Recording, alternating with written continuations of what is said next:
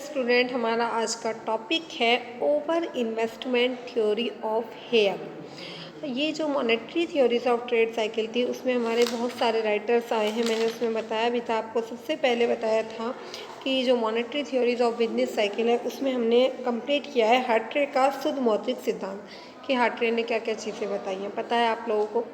आज हम बात करते हैं हेयर की कि हेयर क्या बताना चाह रहे हैं।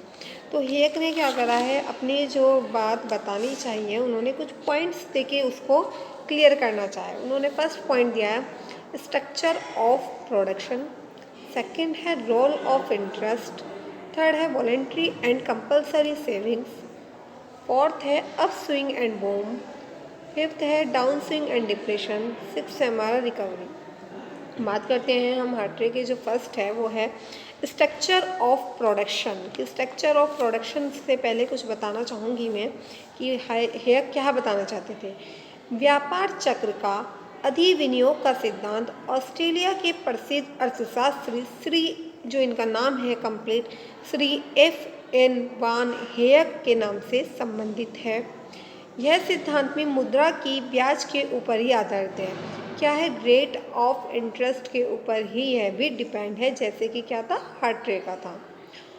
और विनियोग नामों से प्रचलित है, और जो ये फेमस है वो किस किस नाम से प्रसिद्ध है, विनियोग नामों से प्रसिद्ध है, जैसे अतिरिक्त साख सिद्धांत या मौद्रिक अधिविनियोग सिद्धांत आदि। क्या क्या बताया इन्होंने, अतिरिक्त साख सिद्धांत एवं मौद्रिक अधिविनियोग सिद्धांत आदि। आगे हम हेयर का सिद्धांत प्रस्तुत करते हैं। अब मैं जो आपको डिफाइन करने जा रही हूँ वो बताने जा रही हूँ सिद्धांत ऑफ जो है हेयर क्या कहना चाहते हैं। स्ट्रक्चर ऑफ प्रोडक्शन क्या होता है, इसको हम हिंदी में कहते हैं उत्पादन का ढांचा। किस नाम से प्रसिद्ध है, उत्पादन के ढांचे के नाम से।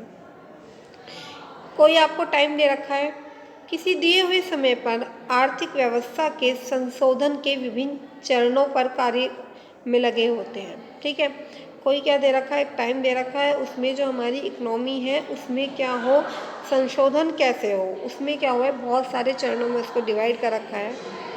उत्पादन क्रियाओं के चरण जो उपभोक्ता से दूर होते हैं। देखो, हमें क्या पता है, जो कंज्यूमर है, हम किसी चीज़ को कंज्यूम करते हैं तो हमें थोड़ी पता है कि प्रोडक्शन कैसे कैसे किस किस स्टेज से होकर गुजरा है। हम तो क्या करा, मार्केट में प्रोडक्ट को कंज्यूम करने के लिए गए, उसको पैसे दिए और वो प्रोडक्ट कंज्यूम कर लिया, इतना ही तो जानते हैं हम लोग। उत्पादन के उच्चतर चरण कहलाते हैं। उत्पादन के क्या होते हैं, अलग अलग चरण होते हैं, उन्हें हम हायर स्टेजेस ऑफ प्रोडक्शन के नाम से भी जानते हैं।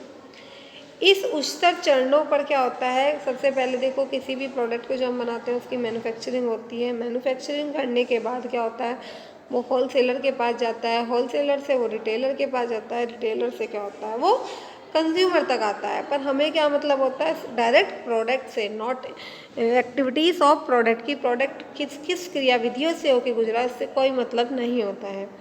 तो जो हेयर है वो इसी चीज़ के बारे में बताते हैं कि इस उच्चतर चरण पर कच्चे माल का उत्पादन होता है, मशीनों तथा उपकरणों का बनाना तथा भवनों का निर्माण आदि होता है। जो हम कभी कॉस्ट के बारे में पढ़ते हैं, किसी प्रोडक्ट की कॉस्ट आती है तो उस कॉस्ट में क्या होता है, सारी चीज़ें देखी जाती है। कॉस्ट में ये नहीं है कि मटेरियल लाया, प्रोडक्ट बन गया तो उसकी कॉस्ट रख दी। कॉस्ट बनाने के लिए हमें भी देखना पड़ेगा कि जो प्रोडक्ट लेबर बना रहे हैं, जहाँ पे बन रहा है, वहाँ का कोई रेंट है या नहीं है। तो उन सारी चीज़ों को क्या करते हैं, हम ध्यान में रखते हैं, उसके बाद ही हम क्या करते हैं, उस प्रोडक्ट को मार्केट में लाते हैं। अब बताया गया है कि उत्पादन के बाद चरण जिसमें उपभोग वस्तु उत्पादित की जाती है, उत्पादन का निम्न चरण कहलाता है। इसको हम क्या कहते हैं, लोअर स्टेज कहते हैं। फर्स्ट स्टेज में क्या है, उत्पादन, मशीनों के लिए सामग्री जो होती है, उपकरणों का बनना तथा भवनों का निर्माण आता है। सेकंड में क्या आएगा, उत्पादन के बाद के चरण जिसे उपभोग वस्तु उत्पादित की जाती है, जिसके कारण हम प्रोडक्शन करते हैं, उसे हम क्या करते हैं, लोअर स्टेज के नाम से भी जानते हैं। उत्पादन के विभिन्न चरण मिलकर उत्पादन के ढांचे कहलाते हैं। ये जो बहुत सारे स्टेजेस होते हैं, जब ये मिल जाते हैं, ये क्या कहलाते हैं, स्ट्रक्चर ऑफ ए प्रोडक्शन के नाम से जाने जाते हैं।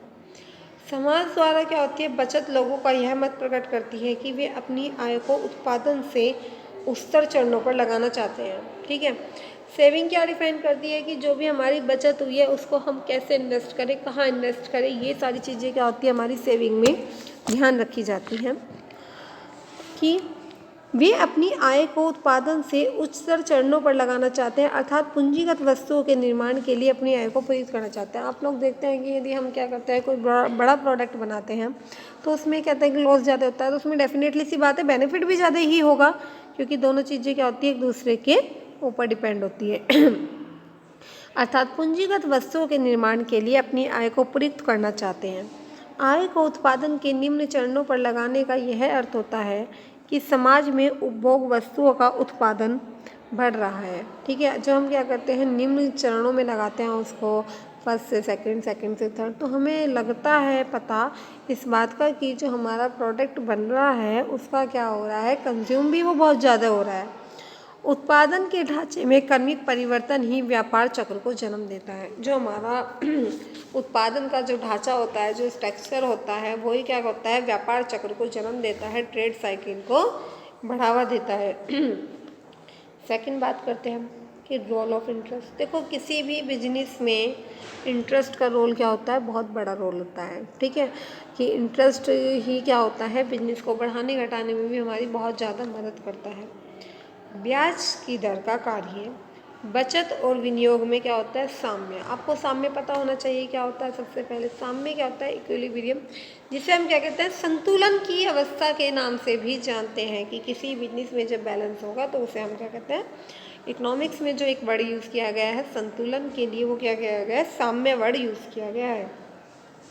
जिस ब्याज दर पर पूर्ति तथा विनियोग के लिए मांग बराबर होती है, ठीक है, उतनी ही पूर्ति हो रही है, लोग उतना ही क्या कर रहे हैं, इन्वेस्टमेंट कर रहे हैं, तो उसे अवस्था को हम व्यापार चक्र की संतुलन दर अथवा ब्याज की प्राकृतिक दर कहते हैं। क्या कहते हैं हम इसे, ब्याज की संतुलन दर अथवा ब्याज की प्राकृतिक दर के नाम से भी जानते हैं।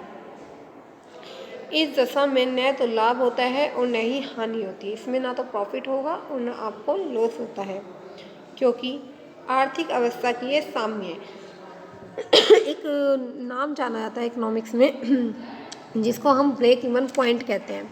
तो ब्रेक इवन पॉइंट होता क्या है, ये पता होना चाहिए। देखो, जब भी क्या करते हैं, हम कोई न्यू बिजनेस स्टार्ट करते हैं, तो जब वो न्यू बिजनेस स्टार्ट किया जाता है तो उसमें हम ज़्यादातर एक ही पॉलिसी रखते हैं, हम ब्रेक इवन पॉइंट की पॉलिसी रखते हैं। ब्रेक इवन पॉइंट की पॉलिसी में क्या होता है कि हमारा जो प्रोडक्ट है, जितने में हमने ख़रीदा उतने में ही हमने बेच दिया। तो जब हम ऐसा करते हैं कि जितने में हमने ख़रीदा है उतने में ही हमने बेच दिया, तो इस कंडीशन को हम ब्रेक इवन पॉइंट कहते हैं। ऐसा क्यों, क्योंकि हमने जितने में ख़रीदा उतने में बेच दिया, तो इससे तो हमें ना, क्योंकि इसमें क्या हुआ, साम्य हो गया, एक तरीके से संतुलन स्थापित हो गया। क्यों, क्योंकि हमने इसमें क्या करा है, कोई भी किसी भी प्रकार का प्रॉफिट गेन नहीं करा है। तो इसमें यहाँ पे बताया गया है कि इस अवस्था में न तो लाभ होता है और न ही हमें क्या होती है, हानि होती है, क्योंकि अर्थव्यवस्था की, आर्थिक अवस्था की यह अवस्था जो होती है, अर्थव्यवस्था की जो यह अवस्था होती है, वो साम्य की अवस्था होती है। यदि वास्तविक या बाजार ब्याज दर इसमें ऊंची होती है तो बचत भी इतनी ही अधिक होती है। अगर हमारा रेट ऑफ इंटरेस्ट बढ़ रहा है तो डेफिनेटली सी बात है, हमारी क्या होगी, सेविंग भी बढ़ रही है। और यदि हमारा रेट ऑफ इंटरेस्ट घट रहा है तो हमारी सेविंग भी घट रही है। तो यहाँ पे क्या हो गया, संतुलन आ गया है। इन्होंने बताया है इसका विनियोग नहीं होगा। इसके विपरीत यदि ब्याज की दर प्राकृतिक रूप से कम है तो बचत कम होगी, जिसके कारण विनियोग की मांग भी पूरी नहीं हो पाएगी। तो यहाँ पे क्या हो गया, संतुलन देखने को हमें मिला है।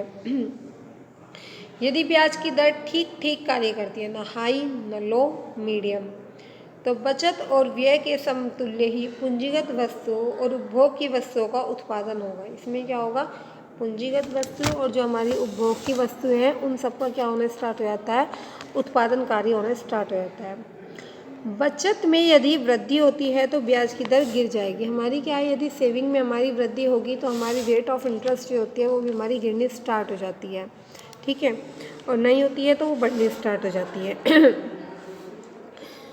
अब यहाँ पे बताया, यदि बचत कम हो जाती है तो ब्याज की दर में वृद्धि हो जाएगी और पूंजीगत वस्तुओं के उत्पादन में कम संसाधन प्रयुक्त होंगे। जो हमारे फैक्टर्स ऑफ प्रोडक्शंस होते हैं वो भी इसमें क्या होता है, कम होने स्टार्ट हो जाते हैं। अतः रेट ऑफ इंटरेस्ट एक ऐसा टूल्स है जिसे उत्पादन के ढांचे और बचत व निर्माण में समन्वय स्थापित किया जाता है। ये क्या करता है, कोऑर्डिनेशन इन दोनों के बीच बिठाता है। किस किस के बीच, structures of production and saving expenses के बीच क्या करता है, ये उन दोनों के बीच में कोऑर्डिनेशन बिठाने का काम करता है कि ये सही ढंग से काम कर रहे हैं या नहीं कर रहे हैं। अब हमारे जो ये वॉलेंट्री एंड कंपलसरी सेविंग है, अपस्विंग एंड बूम है, डाउनस्विंग एंड डिप्रेशन है एंड रिकवरी, इसको हम नेक्स्ट टॉपिक में पढ़ेंगे। आज के लिए इतना ही, थैंक यू।